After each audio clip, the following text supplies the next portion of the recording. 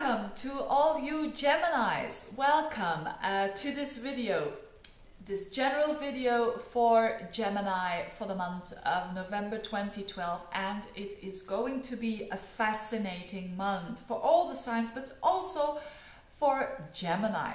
And why is that? There are two important things going on for Gemini. That is the Mercury retrograde and the solar eclipse happening on the 13th of November. Now, first of all, about this Mercury retrograde. I think Geminis, because they are ruled by Mercury, Geminis can deal very well with Mercury retrogrades, because most Geminis do have a Mercury in Gemini. Not all of them, but a big percentage. And that is strong. So most Geminis have a strong Mercury. And when you've got a strong planet, it can do a lot of work and it can deal a lot with Gemini mind situations. Now, this retrograde, yes, sometimes for some people it reflects difficulties with travel, difficulties with network, difficulties with email, and so on, but not necessarily for you, because you really have to look on a very individual level to see that. Now, in general, for Geminis, they can cope quite well with these retrogrades because they're used to it. 3 times a year, approximately, there is happening a Mercury retrograde. And for Gemini, I think most Geminis just say, okay, this is a rethink that we've got to do. We've got to pause a little bit. And for you, it is the 6th house, which I'm going to talk about in a minute. So, as from the 6th, around the 6th to 7th of November, Mercury is going retrograde until around the 27th of November. So the whole month, almost the whole month is going to be in Scorpio in your 6th house.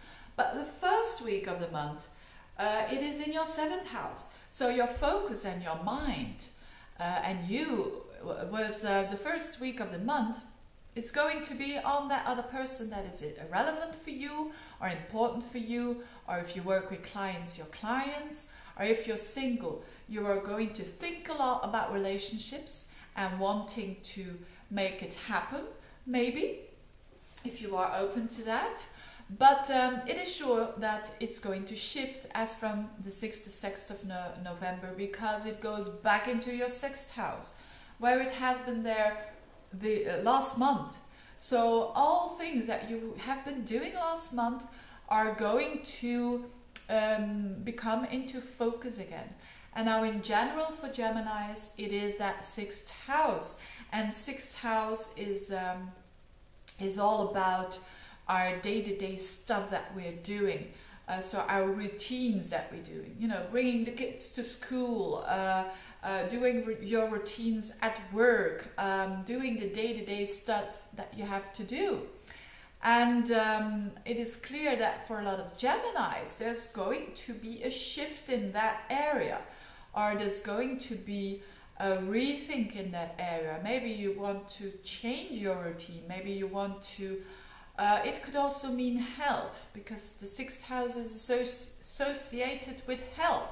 So it's a good time to start, you know, a kind of an intention to improve your health and to take care of your health.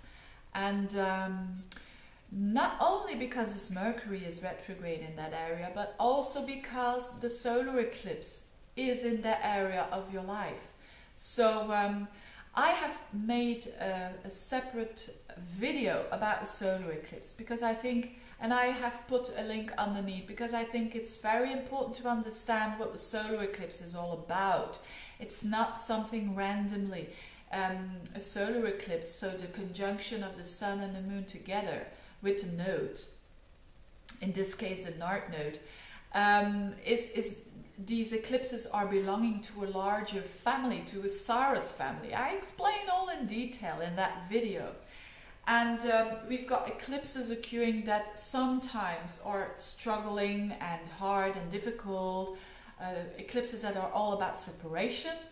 But now this eclipse, this is all about, it's a very positive eclipse. Let's put it that way. So It's an eclipse that really is all about two things. It's the flavor and the characteristic of enjoyment and of commitment and connecting. So for all the signs. So this is the meaning of this eclipse. If you plot that into, for you, for Geminis in general, of course, because I can't look specifically for you, but if you plot that in, it's in the 6th house. You could say it's about this deep commitment, because it's in Scorpio too, this deep commitment that you're going to make with yourself to improve your health, to improve your day-to-day routines, to make it easier for you. And it's going to bring you joy. So, because that's also an element and a part of the theme of that eclipse.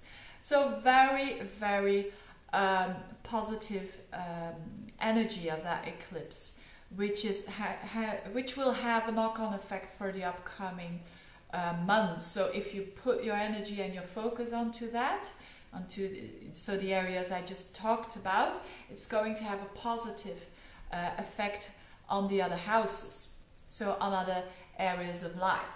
So wish you all the best with this solar eclipse, with the Mercury retrograde, and see you back next month. Bye bye, Geminis.